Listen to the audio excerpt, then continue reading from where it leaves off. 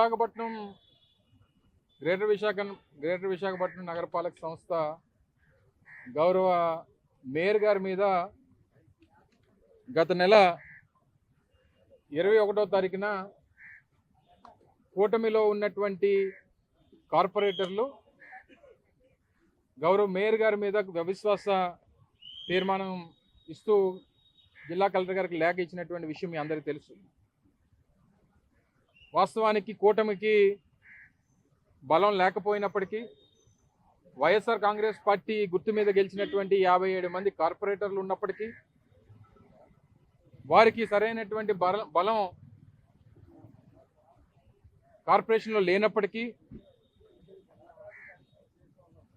ప్రభుత్వంలో ఉన్నామన్నటువంటి ఏకైక ఉద్దేశంతో ఏ అరాచకాలైనా సృష్టించవచ్చు, ఎన్ని దౌర్జన్యాలైనా చేయొచ్చు, ఎన్ని ప్రలోభాలైనా పెట్టొచ్చు, ఎంతమందినైనా మన వైపు లాక్కోవచ్చు, ఎంతమందినైనా బెదిరించవచ్చు అనేటువంటి ఉద్దేశంతో వారికి ఉన్నటువంటి ఈ క్వాలిఫికేషన్స్తో వారు మా మేయర్ గారి మీద అవిశ్వాస తీర్మానం ఇవ్వడం మనందరం కూడా చూసాం.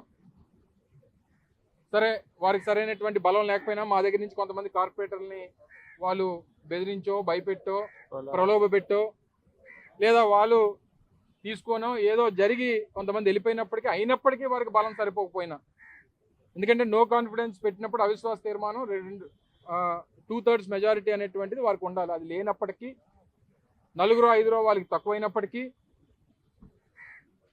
ఇంకా ఏదో రకమైనటువంటి ప్రయత్నం చేయాలి, భయపెట్టాలి, బెదిరించాలనేటువంటి ప్రక్రియ కొనసాగుతూ ఉంది. నిన్ననే చూసాం, రేపు ఏప్రిల్ 19వ తారీఖున అవిశ్వాస తీర్మానానికి సంబంధించినటువంటి నోటీసులు కూడా ఇస్తూ ఇప్పుడే కలెక్టర్ గారితో కూడా మాట్లాడినప్పుడు 19వ తారీఖున అవిశ్వాస తీర్మానం పెడుతున్నామని చెప్పి వారు చెప్పడం జరిగింది.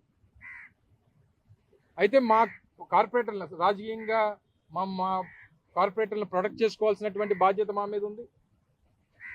వాళ్ళని సేఫ్ గార్డ్ చేసుకోవాలి. వాళ్ళు మరిన్ని బెదిరింపులకు లోను కాకుండా వాళ్ళు ప్రొటెక్ట్ చేసుకోవాల్సినటువంటి బాధ్యత ఒక రాజకీయ పార్టీగా వైఎస్ఆర్ కాంగ్రెస్ పార్టీ మీద ఉంది. కాబట్టి మా ప్రయత్నం, మేము మా పార్టీ నాయకుడు జగన్మోహన్ రెడ్డి గారి ఆదేశాలు, అలాగే పార్టీ ప్రతిపక్ష నేతగా ఉన్నటువంటి పెద్దలు బొత్స సత్యనారాయణ గారు, మా రీజనల్ కోఆర్డినేటర్గా ఉన్నటువంటి కన్నబాబు గారు, జిల్లాలో ఉన్నటువంటి నాయకత్వం అందరం కూడా మా ప్రయత్నం మేము చేస్తూ ఉన్నాం. వాలంటరీగా వైఎస్ఆర్ కాంగ్రెస్ పార్టీతో ఉన్నటువంటి కార్పొరేటర్లు అందరూ కూడా మేము వాళ్ళని సేఫ్ గార్డ్ చేసుకునేటువంటి కార్యక్రమం చేస్తున్నప్పటికీ నిన్న కాక మొన్న ఒక కార్పొరేటర్ గారి ఇంటికి పోలీసుల్ని పంపించి ఆ కుటుంబ సభ్యుల్ని బెదిరించి, ఇంట్లో భార్య, వారిద్దరు ఆడపిల్లలు ఉంటే రాత్రి 10 గంటలకి పోలీసుల్ని పంపించి, ఆ విజువల్స్ కూడా ఉన్నాయి, పోలీసుల్ని పంపించి మీ భర్త ఎక్కడున్నారు, మీ భర్త కానీ రాకపోతే మీరు పోలీస్ స్టేషన్కి రండి అని చెప్పి ఆ ఆడపిల్లల్ని బెదిరించేటువంటి స్థాయికి ఈరోజు పోలీస్ వ్యవస్థ దిగజారిపోయింది. మేము ఫోన్ చేస్తే పోలీసులు సమాధానం చెప్పరు. వారు మాట్లాడుతూ మేము వైఎస్ఆర్ కాంగ్రెస్ పార్టీ నాయకుల తాలూకా ఫోన్లు ఎత్తాల్సినటువంటి పని మాకు లేదని చెప్పి మాట్లాడతారు. వారేమి పోలీసులు అంటే తెలుగుదేశం పార్టీకి పనిచేసేటువంటి వారు కాదు. సమాజం కోసం పబ్లిక్ సర్వెంట్స్గా వారికి జీతాలు రాష్ట్రంలో ఉన్నటువంటి అందరి ట్యాక్స్ రూపేణా వచ్చేటువంటి దాన్ని వాళ్ళ జీతాల కింద ఇస్తున్నాం. ప్రతి పౌరుణ్ణి కాపాడాల్సినటువంటి బాధ్యత పోలీస్ వ్యవస్థ మీద ఉంది. మేము వైఎస్ఆర్ కాంగ్రెస్ పార్టీ ఫోన్లు ఎత్తాం, మేము సిపిఐ పార్టీ ఫోన్లు ఎత్తాం, సిపిఎం పార్టీ ఫోన్లు ఎత్తాం.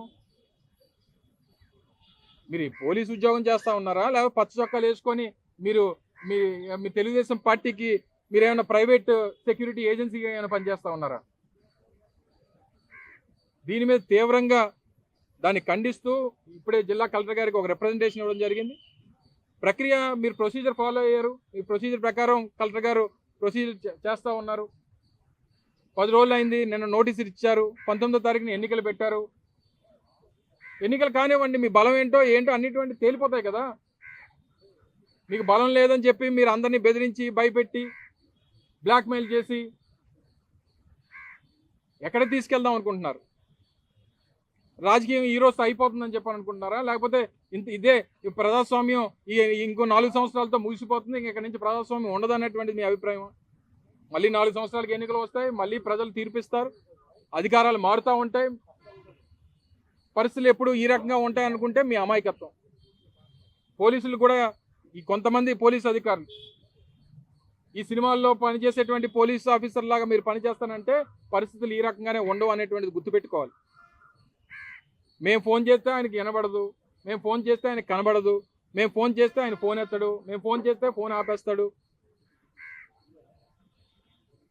మీ పద్ధతి కానీ మార్చుకోకపోతే పరిస్థితులు ఈ రకంగానే ఉండవు అనేటువంటి విషయాన్ని తెలియజేస్తాం. మరిన్ని వీడియోస్ కోసం ఛానల్ ని సబ్స్క్రైబ్ చేయండి. లేటెస్ట్ అప్డేట్స్ కోసం వాట్సాప్ ఛానల్ ని ఫాలో అవ్వండి. ఆ లింక్ డిస్క్రిప్షన్ లో ఉంది.